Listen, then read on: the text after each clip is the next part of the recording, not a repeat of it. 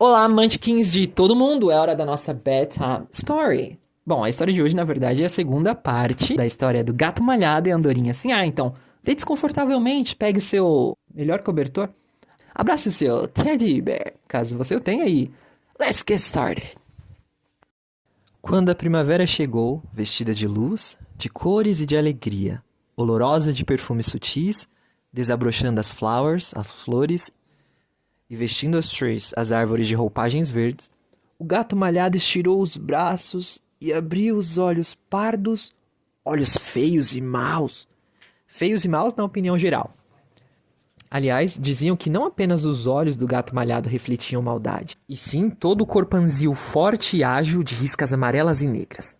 Tratava-se de um gato de meia idade, já distante da primeira juventude, quando amara correr por entre as trees, por entre as árvores, vagabundear nos telhados, miando a lua cheia canções de amor, certamente picarescas e debochadas.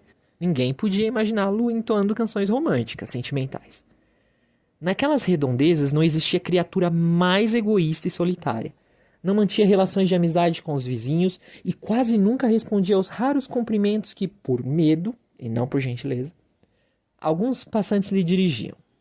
Resmungava de mau humor e voltava a fechar os olhos como se lhe desagradasse todo o espetáculo em redor. Era, no entanto, um belo espetáculo, a vida em torno, agitada ou mansa. Botões nasciam perfumados e desabrochavam em flowers, em flores radiosas. Birds, pássaros voavam entre trinados alegres. Pombos arrulhavam amor. Ninhadas de pintos recém-nascidos seguiam o cacarejar de orgulhosa galinha. O grande pato negro fazia a corte à linda pata branca, banhando-a na água clara do lago. Folgazões, os dogs, os cachorros divertiam-se saltando sobre a grama. Do gato malhado ninguém se aproximava. As flores fechavam-se se ele vinha em sua direção. Dizem que certa vez derrubara com uma patada um tímido lírio branco pelo qual se haviam enamorado todas as rosas. Não apresentavam provas, mas quem punha em dúvida a ruindade do gatarrás? Os birds, os pássaros, ganhavam altura ao voar nas imediações do esconso onde ele dormia. Murmuravam, inclusive, ter sido o gato malhado o malvado que roubara o pequeno sabiá do seu ninho de ramos. Mamãe sabiá, ao não encontrar o filho para o qual trazia alimento, suicidou-se enfiando o peito no espinho de um mandacaru. Um enterro triste. E naquele dia muitas pragas foram pronunciadas em intenção do gato malhado. Provas não existia, mas que outro teria sido? Bastava olhar a cara do bichano para localizar o assassino. Bicho feio aquele. Os pombos iam amar longe dele. Havia quase certeza de que fora ele quem matara, para comer, a mais linda pomba-rola do pombal. E desde então, certo pombo-correio perdeu a alegria de viver.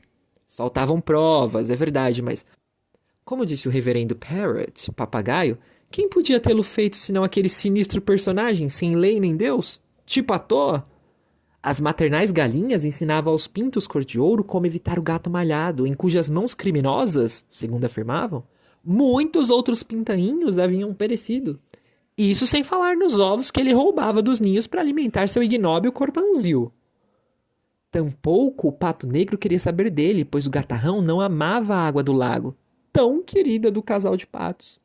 Os dogs, os cachorros, o haviam procurado para com ele correr e saltar, mas ele os arranhara nos focinhos e os insultara, eriçando o pelo, xingando-lhes a family, a família, a raça, os ascendentes próximos e distantes.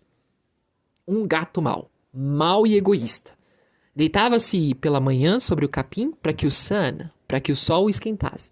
Mas apenas o sun subia no sky, no céu, ele o abandonava por qualquer sombra cariciosa. Ingrato!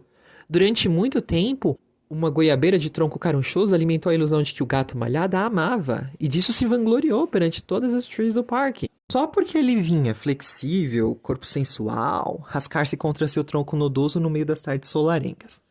A goiabeira, que passava por ser uma original, sentiu-se vaidosa com a preferência de um tipo tão difícil e discutido.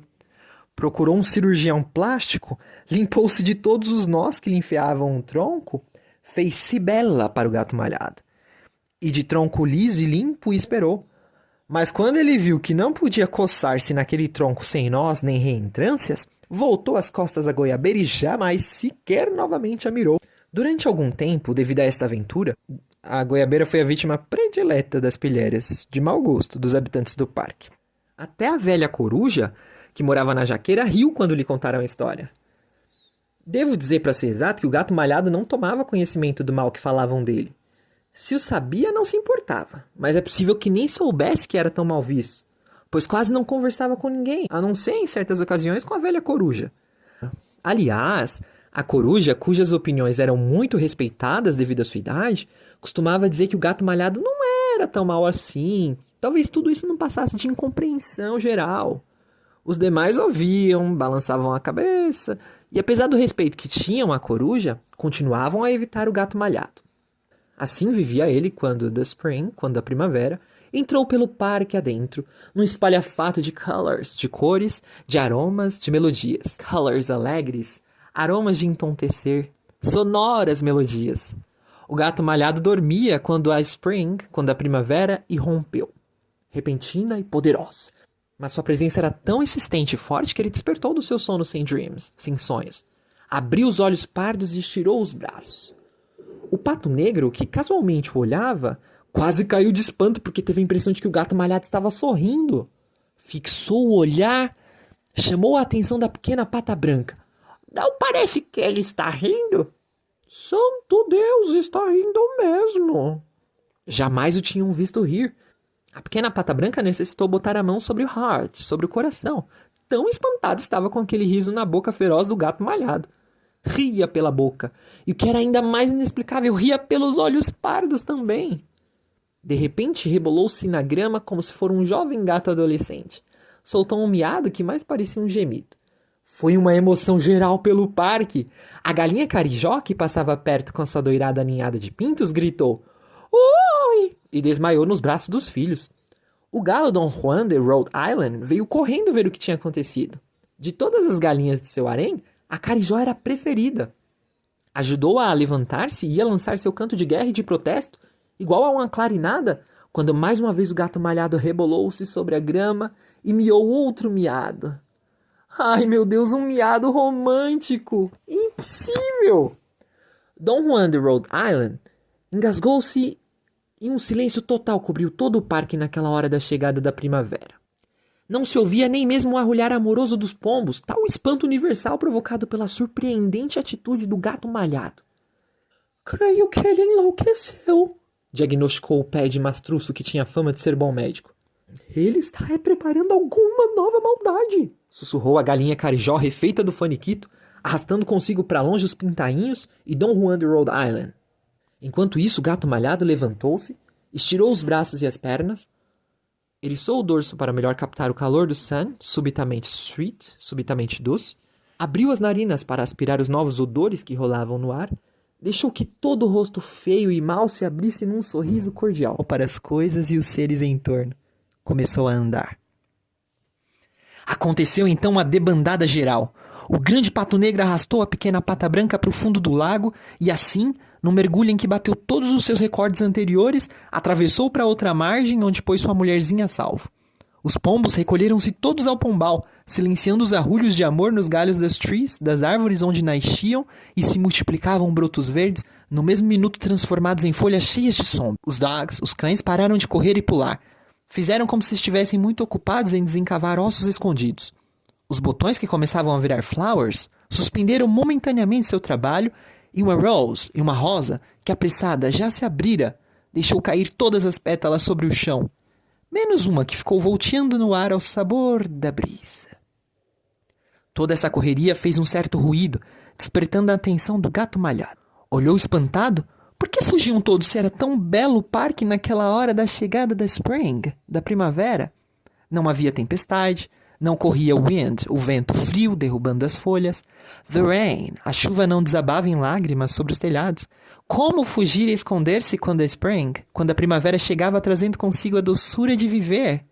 Será que a cobra cascavel havia voltado? Havia ousado retornar ao parque?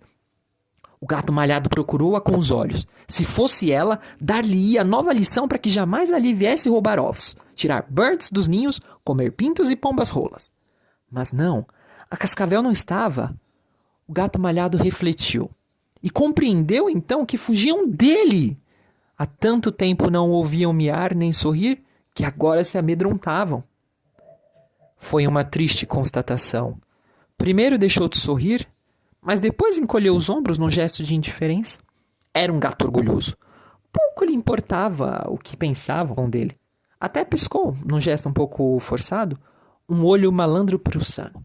E esse gesto, ainda mais inesperado, fez com que a enorme stone, a enorme pedra que há muitíssimos anos residia nas proximidades do lugar onde o gato estava, rolasse correndo para o mato. O gato malhado aspirou a plenos pulmões a Spring, recém-chegada. Sentia-se leve.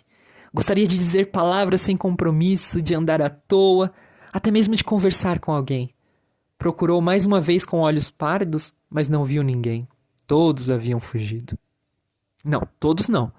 No ramo de uma tree, a andorinha sinhá fitava o gato malhado e sorria-lhe. Somente ela não havia fugido. De longe, seus pais a chamavam em gritos nervosos. E dos seus esconderijos, todos os habitantes do parque miravam espantados a andorinha sinhá, que sorria para o gato malhado. Em torno era a Spring, a primavera. Dream, sonho de um poeta. Bem, Munchkins, essa foi a segunda parte da nossa história. Espero que vocês tenham gostado. E semana que vem, nós contaremos a terceira parte dessa história fabulosa. Então, see you, au revoir, bye! Novo parênteses, para apresentar a andorinha sinhá. Quando ela passava, risonha e trêfega, não havia bird, pássaro em idade casadoira que não suspirasse. Era muito jovem ainda, mas onde quer que estivesse, logo a cercavam todos os moços do parque. Faziam-lhe declarações, escreviam-lhe poemas. O rouxinol, seristeiro afamado, vinha ao clarão da lua cantar a sua window. Ela ria para todos, com todos se dando. Não amava nenhum. Livre de todas as preocupações, voava de tree em tree pelo parque, curiosa e conversadeira. Inocente heart, inocente coração.